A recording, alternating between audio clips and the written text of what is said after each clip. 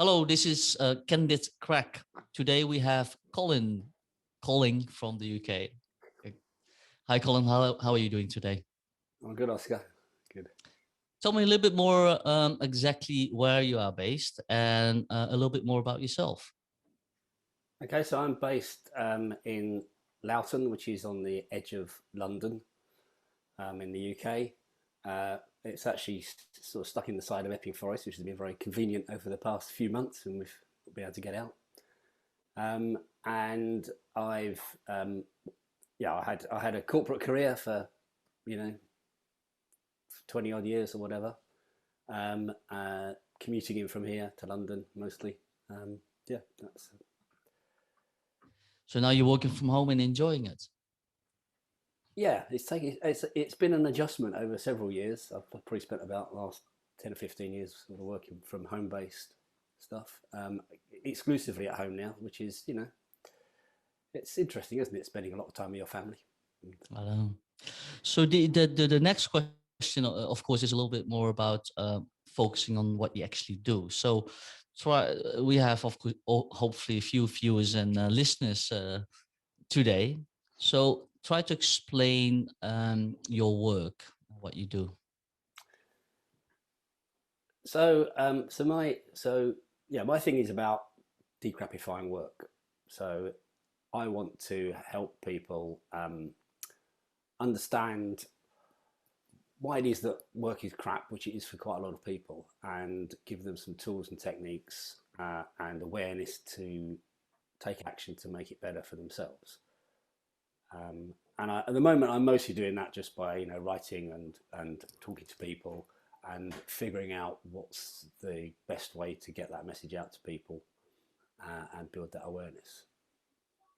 So has that come from a personal experience, this notion that work is crap? And if so, can you give us any stories without mentioning any names, of course? I guess it's partly, yes. I mean, it's driven from personal experience. So mostly what I come from is my personal experience in my corporate career. But I think it's also, driven by the data. And I can't remember when I first came across the Gallup numbers for employee engagement, but they made my jaw drop, and they still make my jaw drop. That in this day and age, most people don't really enjoy their work, and I think that's just appalling. So, and I guess part of what motivates me is there seems to be, like, we have a conversation here in Drinking Dialogues, this group, about these very issues, but it's not really happening in a way that impacts people outside of this. And a lot of people who are going to work, sitting there being miserable and not enjoying it, can't really understand why they're in this situation. They're just accepting it, and I think that there's things that they can do both personally and within the organisation and within their teams to improve their situation, and we should be talking more about that. So that's my sort of motivation, I guess. My personal experience was my corporate career was a bit mixed, really. So I started off in these very sort of entrepreneurial type organisations. Although it was so long ago, they weren't called entrepreneurial back then, and I was given a lot of latitude and a lot of scope to play around and try stuff out, and it was extremely enjoyable. And then later on in my career, we sort of got sucked into this other bit of the organisation, because I worked for BT.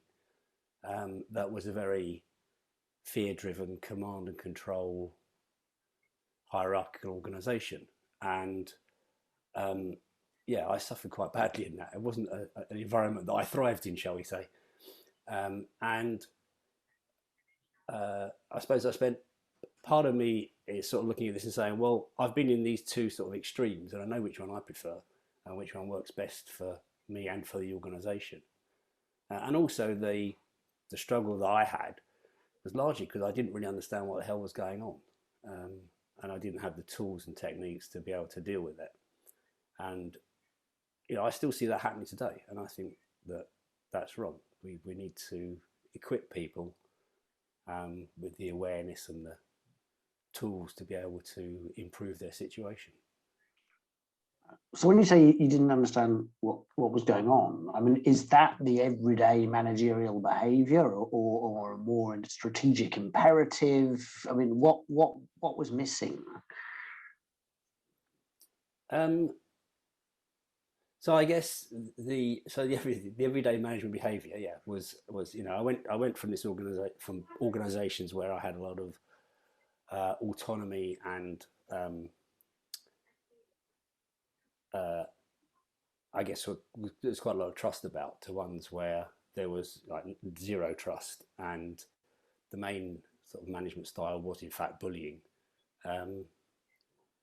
and I just I didn't really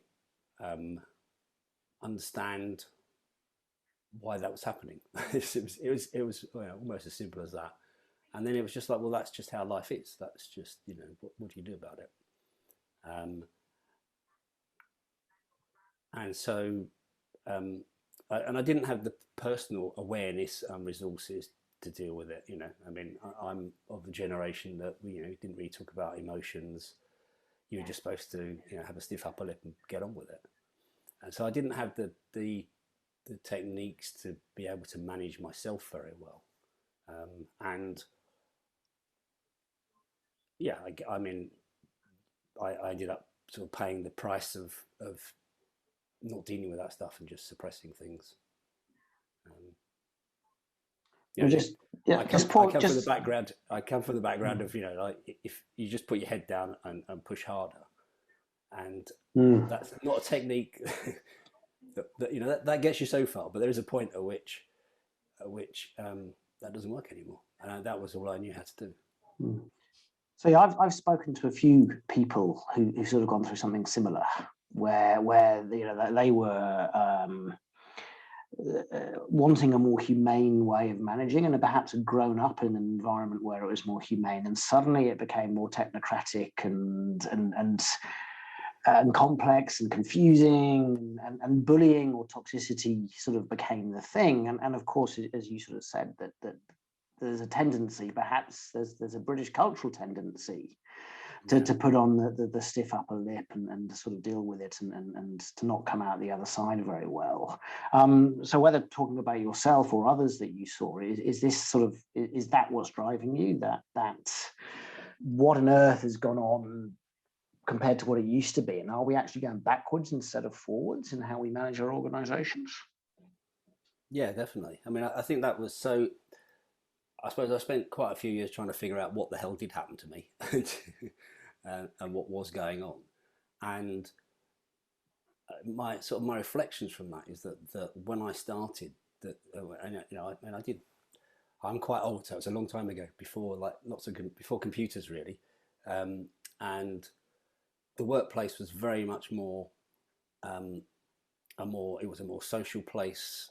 It was more relaxed. People had more autonomy because you couldn't micromanage. People were trusted because there wasn't the sort of level of process and structure that you see in organizations today. And it's just got worse and worse. And since I left corporate world, I've seen that it's in many ways just it's become even less humanized. It's become more dehumanized rather. So I'd just like to go into some of the data that I'm interested in here, which is slightly more than the disengagement, but it's around what happened when PCs were sort of first introduced in the marketplace, and then around the notebook and the smartphone era. So the PC sort of early 80s. And of course, the PC was supposed to increase productivity and do all, and it didn't. Actually, productivity dropped, and there were some challenges. And then after about 10 years, it started to go back up, and then you had this period where it was at the best ever. And then we had the GFC, which was roughly the same time that the smartphone and the notebook came in, and then productivity dropped again, and has never recovered. I mean, in these westernized, digitalized world, it's not come close to recovering in this productivity improvement. So is that the kind of stuff you were seeing, that as more technology that was supposed to make you productive came into the office, the paradox and the irony was the opposite was happening? And does that talk to your experience? Yeah, I mean, and I was a very early adopter of a lot of this stuff, because the thing I worked on was email systems. So I had a laptop very early on, and I've been working remotely sort of for 30 odd years. So, but I don't know. I don't know that. I certainly think the advent of the smartphone has really sort of broken down the barriers between work and not work, and we know that's a source of stress. I mean, that's what we've learned from from using them, and how people have extended their work weeks and all that sort of stuff. So I've observed that. I don't know. I think it's just that there's just so many paradoxes that you come across, and so another one another paradox that struck me was that companies kept saying that they want more creativity and innovation, and I know what it takes to have creativity and innovation, because that's where I started in organisations like that, and they weren't anything like the organisations that you see today. The behaviours of organisations, the way they structure and the way they treat people, stop creativity and innovation, and yet they say they want more creativity and innovation, whilst all the time they bring in more process and more structure and more rules, and treat people worse. Yeah, it's interesting. So we sort of already gone through three paradoxes now. We've got technology to improve productivity that's disabling it. We've got attempts to increase creativity, disabling it, and we've got this massive focus on engagement, creating massive levels of disengagement, which sort of goes into the core of certainly the session that you did for us. Was, well, what on earth do we start doing about this? Because this is a big imaginative jump, because what we're inheriting is not working. So we've got to do a massive rethink. So where does that take you? So you're referring to self-organisation, which I guess, I came across it as a concept when I read Laloux's book Reinventing Organisations about 6 or 7 years ago, and that was a real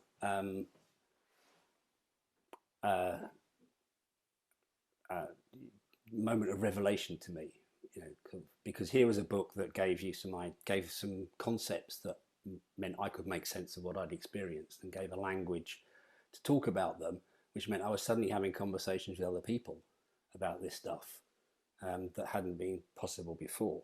But when I thought about it a bit more, the way that I worked in my first 6 or 7 years in BT, in these little organisations that were quite, as I said, entrepreneurial. So we had lots of autonomy. We did organise ourselves to a large extent, because nobody really knew what we were doing. We were doing completely new stuff with new technology in new markets. So I knew that when you brought control in, all that stuff got snuffed out. So that made a lot of sense to me. And I think also, I'm not sure if it's explicit in the self-organisation stuff, but to me, the most important element in an organisation is the team, because teams are where stuff happens, and that's where the work gets done. And that's people's experience of the organisation. So when we talk about culture, actually what you experience day to day is the culture within the teams that you operate in. So that also seems to me to be pointing towards, self-organising teams as a way of structuring things, where you get that creativity and innovation, and some of the other things we've talked about, like the stuff that Becky talks about with relationships, quality relationships. Those are things that happen in teams, and yeah, that seems to me to be an evident truth, and yet it's not really talked about very much. I don't think. Yeah, I don't think McKinsey's have come up with anything that's like the team as a organising unit of the company, but I could be wrong. There's two things, Colin, that you mentioned here is teams and self-organization. So I wonder where you see that fit. Are you talking about the same thing, teams as collaborative cells, or because I see a distinction between teamwork and collaborative work, and then self-organization as well. So I wonder what your view is on that.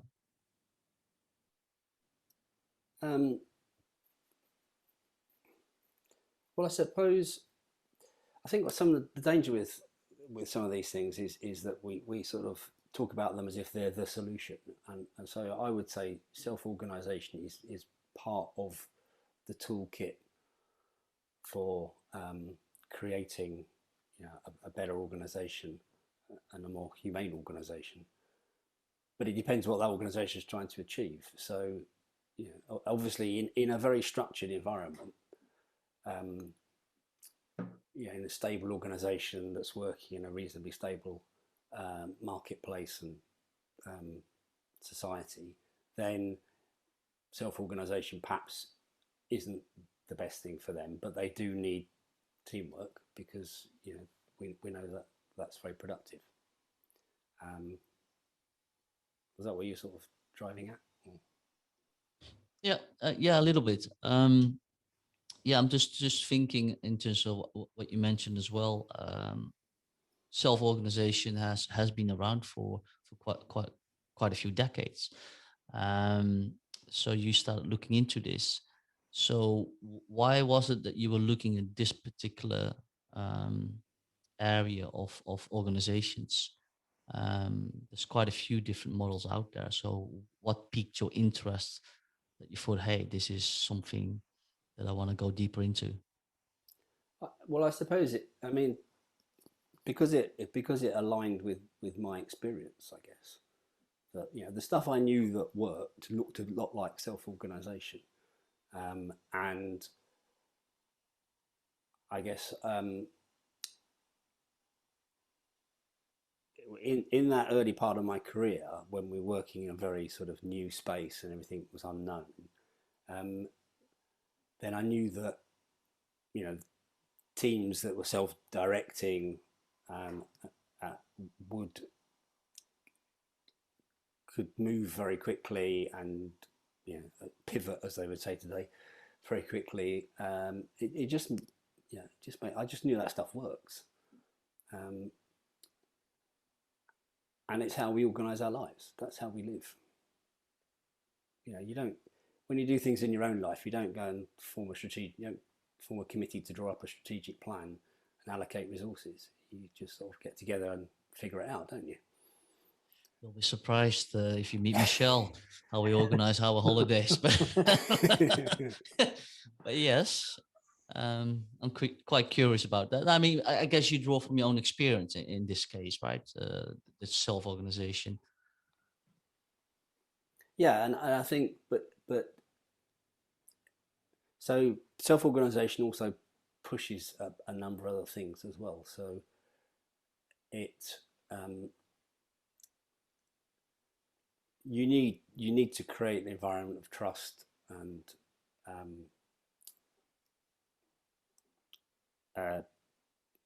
personal safety. I forgot what the word is that Amy Edmondson talks about. Psychological safety. Psychological safety, yeah. You know, you have to create conditions that are good for people and good to work in for it to work. And it also addresses, you know, like power. It makes it, power is more evenly shared in self-organising structures. and it creates a lot more opportunity for people to, you know, to be themselves, to express themselves, to explore their possibilities. So what I'm hearing from you is something I've also heard from the CFO of Ericsson in a chat with him in the past, is something around, it's not quite the same, but there's, you know, your early experience in organization was self-organizing, part of a team, probing the world, and as we've gone into the world today, that's disappeared. It seems to be structured and processed and control and blah blah blah. Yet all the literature suggests we're going the opposite direction. That we're going from command and control to teamwork and flatter structures. So you're actually experiencing this in reverse. We've gone from teamwork and flatter structures probing the world to a much more command and control thing, which is very interesting, because that's not what gets taught, but it's what you've experienced. Yeah, that would be my observation, and I guess my more recent conclusions about this is it's about the power structures that are operating, because, you know, we know what happens. I mean, everybody knows what happens. You move to flatter structures, but the power structures doesn't change. And I had direct experience of this in BT, actually. So back in the 80s, BT had Project Sovereign, which was when they flattened the organisation and got rid of a lot of middle managers and people. And the idea, and I think we might have got McKinsey's in to do this, I can't remember. The idea was to have 6 levels between the bottom and the top. So these 6 levels were implemented, and within about 3 or 4 months, people had dotted line responsibilities, which was basically a conceit to reintroduce layers of management. Because the power structures hadn't been adjusted. So so if somebody had 2 direct reports and they in turn had 3 reports, they all got put onto one level as 5 direct reports, but the 2 that had previously been direct reports thought they were more senior. So over time, they had, the other 3 would start having dotted line reporting. So unless you address those power dynamics, nothing really changes, because they always reassert themselves.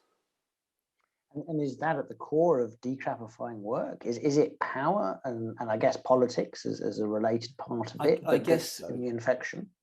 I guess so, because I do think that the changes that we need will be driven from,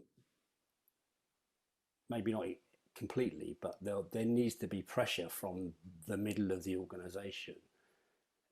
It's going to be people coming into management or leadership positions who say, I want to do things differently. I'm not prepared to accept the status quo. So those are the people that I really want to give the awareness and the tools and the means to make that change happen. Colin, if you don't mind, and I don't know if that's possible, but I'd like to go a bit deeper into so how you approach this, right? So you are focusing on decrapifying work, and when you work with clients, so how do you approach this? Is this something, because as you mentioned as well, I think this is one approach. It's one kind of system. Is the system one option on the table? But how do you approach that? If you said sometimes it doesn't work, so what we suggest then?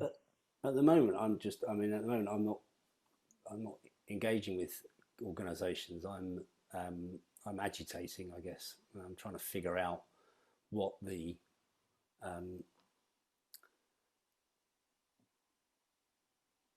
best way to have an impact is. So I think part of my role is to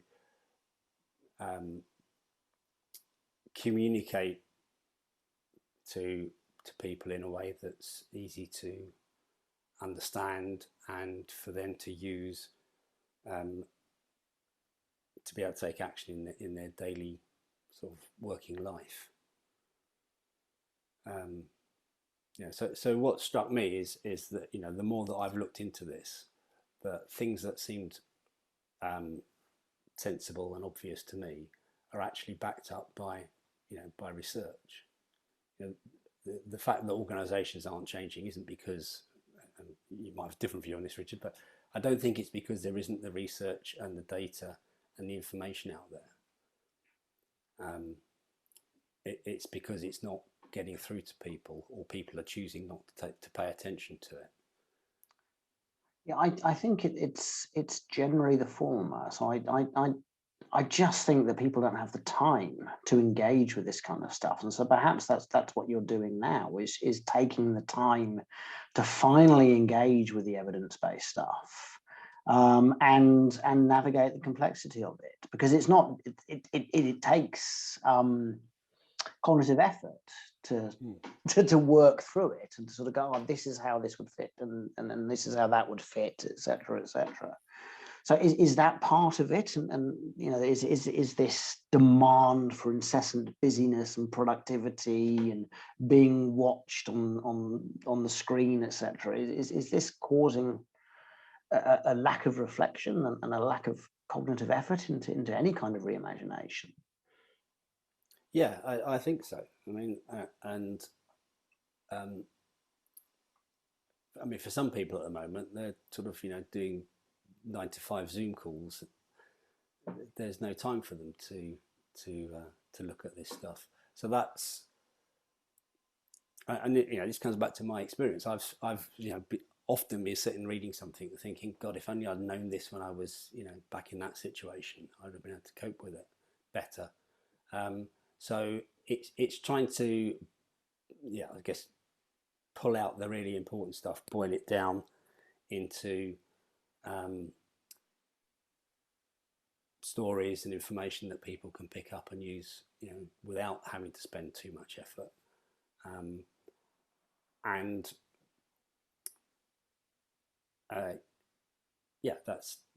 mean, so you said to me that the most widely read personal leadership at the moment is Simon Sinek. Yeah, certainly one of the biggest selling leadership in inverted commas books in the last decade or so.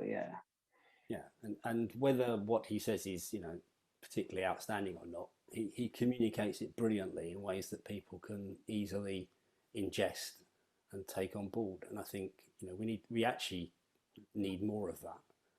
That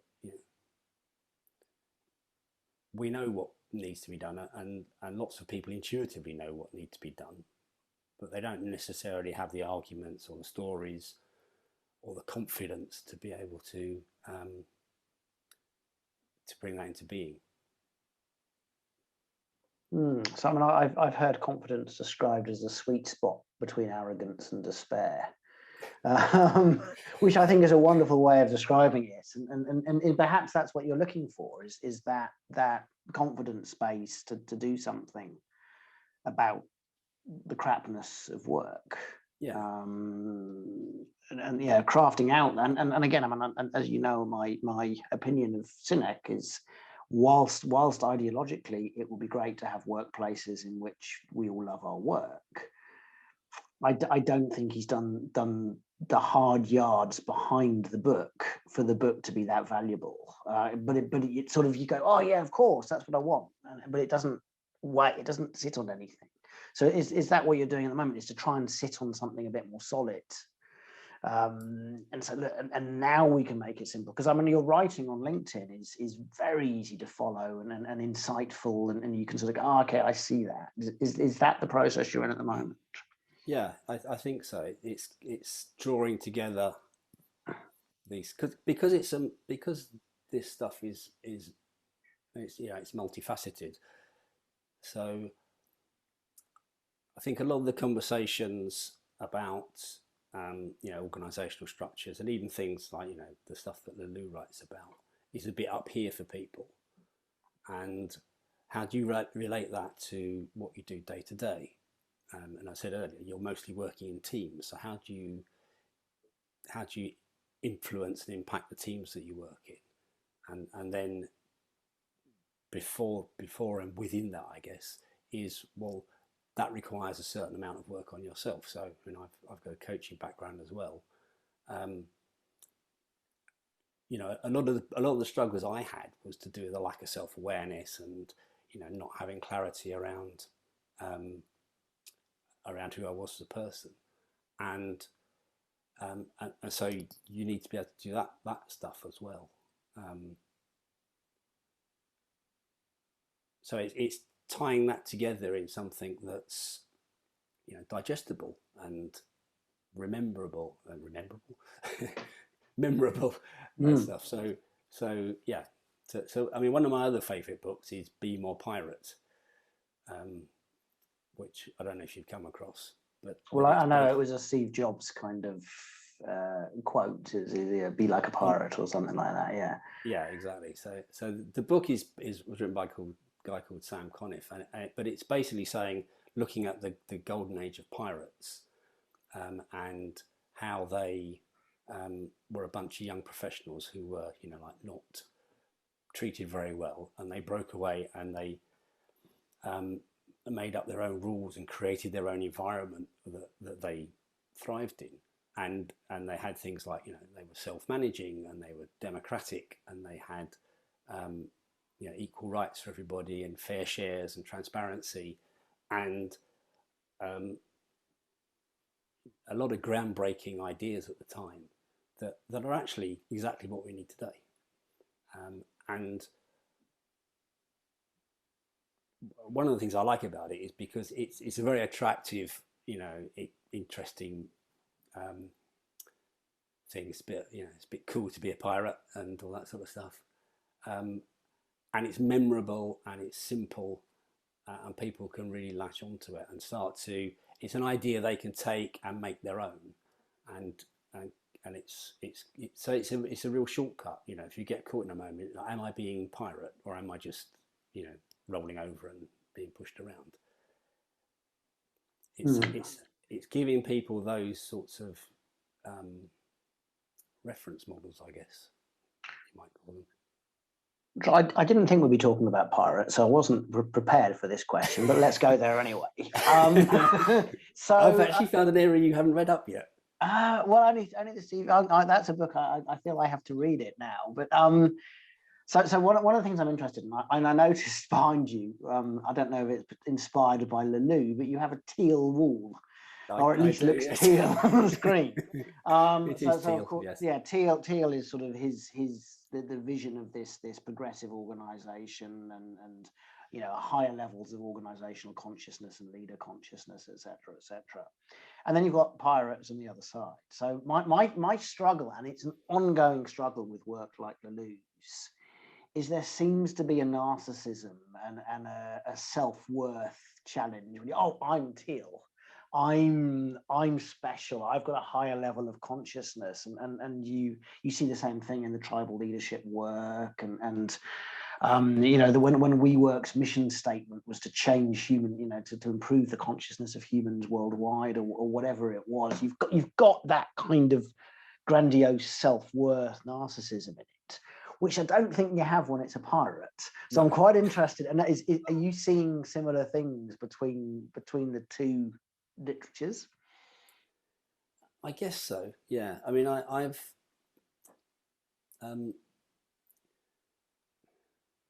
completely get your sort of, you know, people sound a bit up themselves, don't they? You know, I'm achieving a higher level of consciousness. And I think that there was, yeah, I have an ambivalence about Teal, because there immediately became a Teal bandwagon, and, you know, Teal implement Teal groups and all this sort of stuff. And I think that's a bit of a misreading of what Lanu said, because he basically says, you know, this is my suggestion of what might happen next, but it could be something, you know, rather different, but it's going in this sort of direction.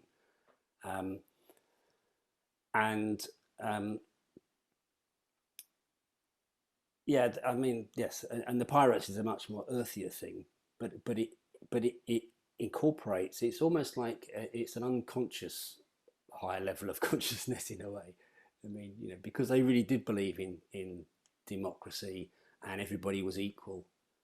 I mean, on a pirate ship in the late 1600s, early 1700s, that was the only place in the world where a black man could truly be free. It was the only place in the world where women and men were treated as equals. And it was, centuries later that we maybe arguably still aren't back to that place. So, yeah, I've lost my thread a bit there, but. No, again, it's that sort of there's something grounded in reality in Be More Pirate that perhaps there isn't in this higher levels of consciousness within organisation stuff, and I think that's important to have an example of this as, and again within the tribal leadership work. So being a pirate would be their lowest level of culture. It's like the gang member kind, because they haven't necessarily done that kind of research around what actually happens internally. They just go, oh, it's not the kind of thing I like, therefore it's bad, rather than going into deeper research about honour and respect and democracy. I hadn't thought about that, because actually in Leloux's model, a pirate crew would be a red, which is the lowest, but that's not actually how it works. That's not, I mean, on not all pirate ships, but on a lot of pirate ships, the captain and the quartermaster were elected by the crew and could be sacked if they didn't, the crew didn't like them. That's what came to mind for me as well. That bottom level and pirates and something interesting there. Yes, yeah, and I think it's, I mean, just by your reaction, it's a very engaging way of talking about things.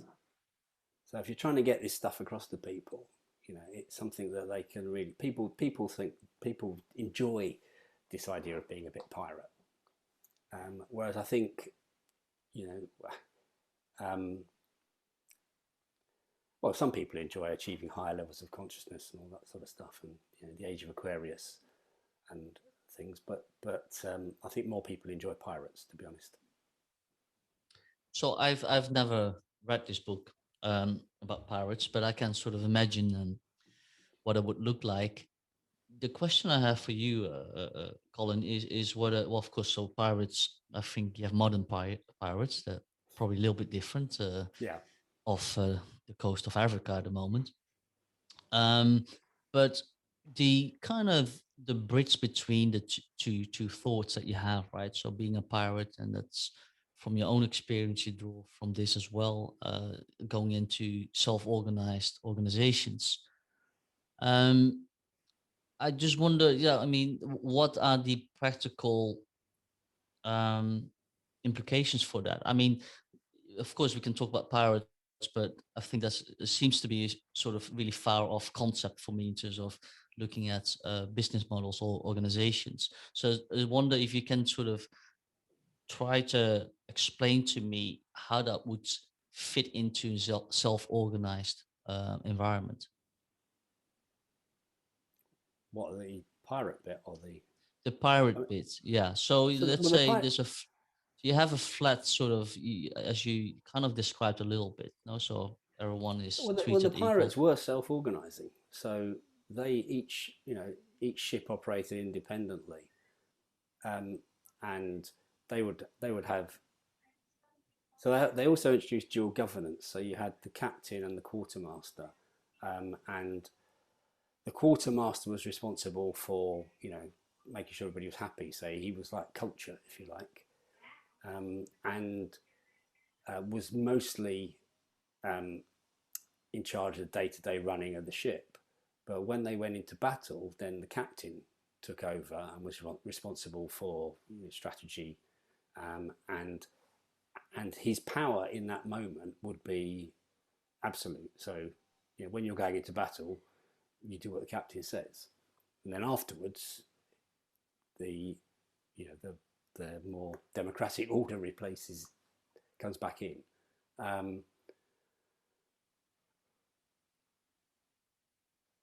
Sorry, I've forgotten the question. Now, what was it you said about? Well, so yeah, the interesting thing. Self-organizing. Yeah. So sorry, they would also get together for raids. So I can't remember which one it was there, but I mean, they sort of like sacked Panama City. They created a force of about 2,000 pirates that just came together out of nowhere, you know, sacked Panama City for 5 days, and then disappeared off into the oceans again, split up, having shared out all the stuff they'd taken.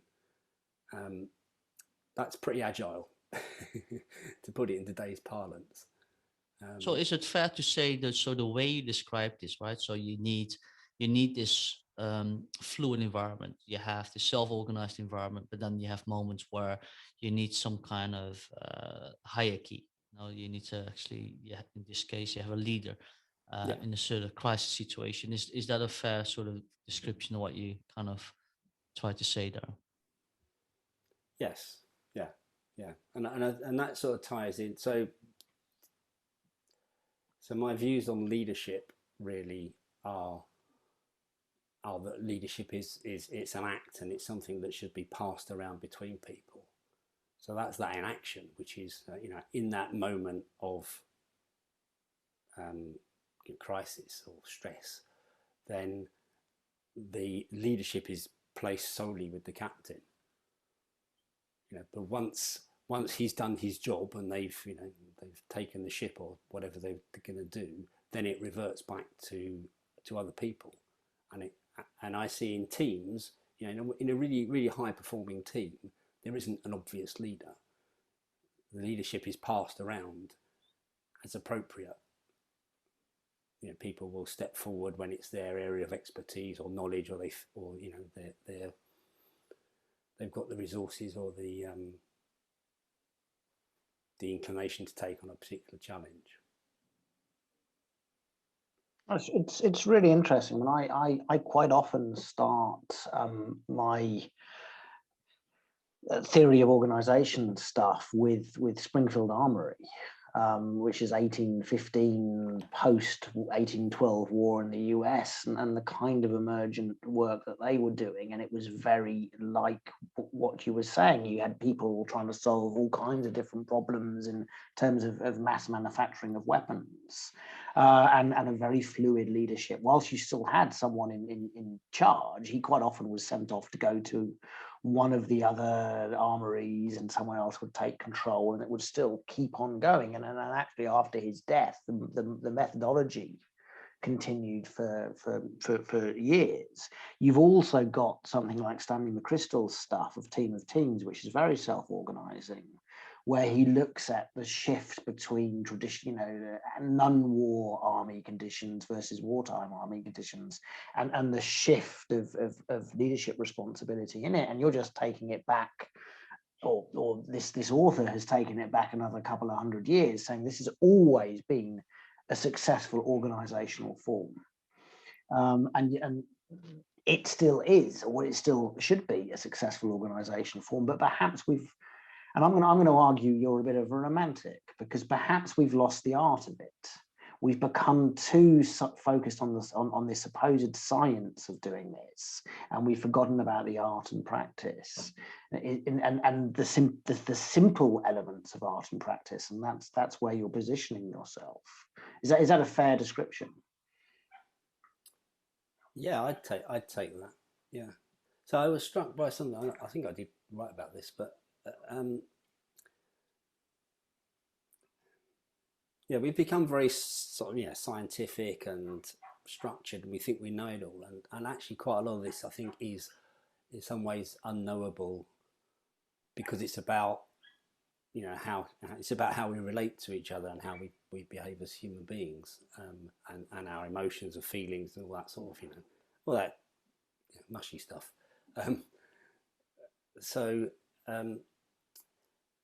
Josh de Block, who runs Bertzel, which I spoke about, sort of one of the doyen of the Teal brigade. His view is that all you have to do is create the environment for people. I think he says something like, it's simple. You just let people do the stuff they're really good at.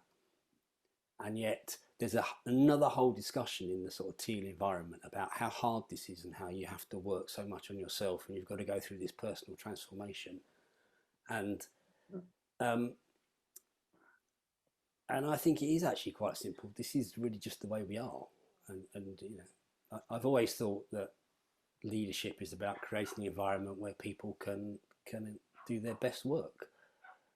And if you, there are some very simple truths here that if we can uncover them and bring them to the fore, they can guide people without them having to get into great levels of self-examination or great levels of technical understanding about organizational structures and all that sort of stuff. Do you also see the that's what you just described, Colin? Just going back to the basics and just of it seems quite intuitive what you describe. Do you also see that now if we sort of look at what's going to happen in sort of next 2-3 decades, do you see how that self-organizing approach is that developing like that? It's very intuitive. I mean, of course, we can sort of systemize it, or we're trying to systemize it as well. But do you think that people need to go back to kind of more what feels good for them? Yeah, I think so. Like I said, I've always seen, so whenever I've led teams or projects or whatever, I've always seen it about creating an environment and then allowing people to express themselves within that, I guess. And I think that's where we should be focusing on, is what do we need, what framework, what architectures can we put in place to create those environments for people to excel in, rather than what we've tended to do, I think, is look very much at what people do and try to systemize those individual actions. And when you do that, you take away the magic that happens in a team when teams come together, or when a team is formed and it starts to really excel and do stuff that you never thought it could do before. That's the type of magic. And if you put too much systemization in what happens there, the magic's never going to happen. So I guess I would say, you build the stage, but let the actors perform. So how very romantic now, Richard. Yes, no, so that's. I mean, I can talk about the theatrical interpretation of organisations all day, but I'm not going to, because I'm going to ask you, how hopeful are you that this kind of reimagined organisation, whether it's being Mulpirate or whether it's Team of Teams or whether it's Teal, how hopeful are you that this can become more than a sort of, to go back to the earlier point, a theorized movement that actually seems to be in contrast to reality? So how hopeful are you that it can become reality? And if it does become reality, is work then decrapified, or is it just the start? Well, I'm an optimistic cynic, so so I'm optimistic that, because I think there are some broader sort of trends here. I think lots of people are dissatisfied with what's happening now and feel there has to be a change. And COVID's given us all a good shake up and made us reassess things. And I think that there will be a move to more flexible and remote working, and that does start to break down some of the structures, and particularly the power dynamics that have sort of held us in this, I would say, unhealthy position for some time. So I think that, and more broadly, people want they're beginning to look for different things in life. They want more balance in their life. We've got climate change. So I think there's a lot of other things that are pushing in hopeful directions.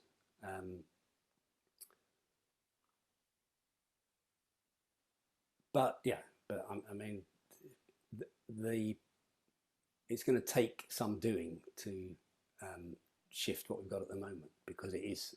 So some of the things that we have, like the way we talk about organisations as machines, that's such a pervasive way of thinking that it's going to take a while, and it has a lot of unhelpful consequences. That's going to take quite some shifting. So I think that's why my objective is, decrapifying work is really, I'd love everybody to go to work and have a fantastic experience and be able to realise their full potential, of course. But right now, I'd take it that everybody went to work and enjoyed it. That would be a good start, I think. That seems to me. If we revisited the Colin of X number of years ago, and in the language you said, because you actually used quite mechanic language that didn't have the tools and the techniques so perhaps had the correct improvisational skills to go into a theatrical metaphor. So the Colin, if that Colin, a new Colin today, what improvisational skills would you like them to have to start this process?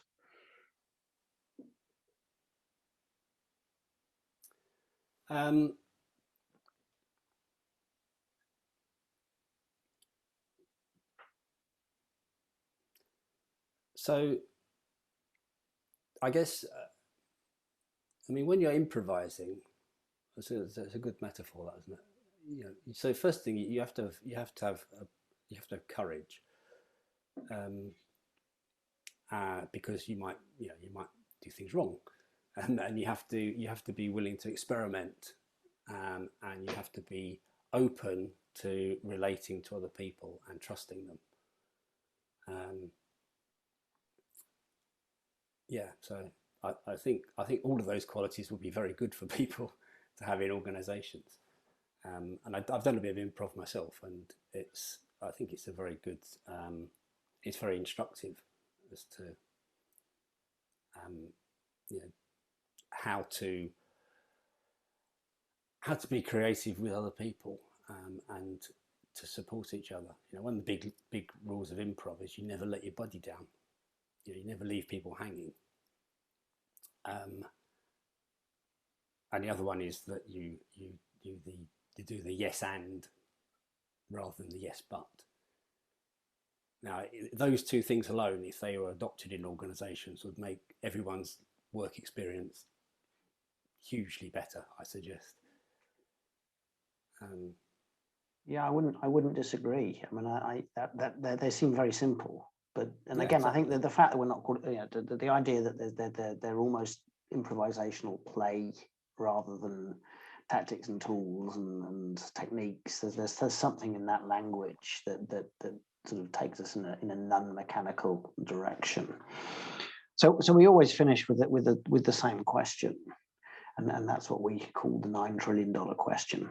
And the reason it's $9 trillion is because we believe that that's how much money or revenue is not being realised because of all of these crap, in your terms, ways of managing and designing organisations.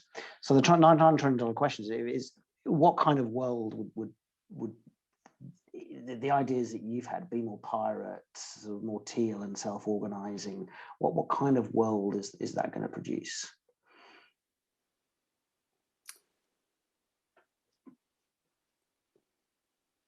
What kind of world? I think it'll produce a world where people are more at ease with themselves, because this is all about giving people choice and autonomy and the ability to express and develop themselves. And and that can operate in any environment. I think sometimes when we talk about this stuff, we think a lot about the type of people we are, educated, middle class, well resourced. But there's no reason why people who are in trying to think of the best way of putting it, just more everyday work, and then more everyday situations can't also have autonomy and choice and be able to express themselves. Colin, I think it would be a happier, a more productive, and a more creative world. Colin, yes. I'd like to thank you for this conversation. It's been really interesting to hear from you. Now, it's always very intriguing to give people time to explain what they do. I'd like to thank you a lot for this particular Candid Craic. You as well, Richard, and hope to see you soon again. Yeah, thank you guys, and thank you for everything you've done with Drinking Dialogues. That's made these conversations possible.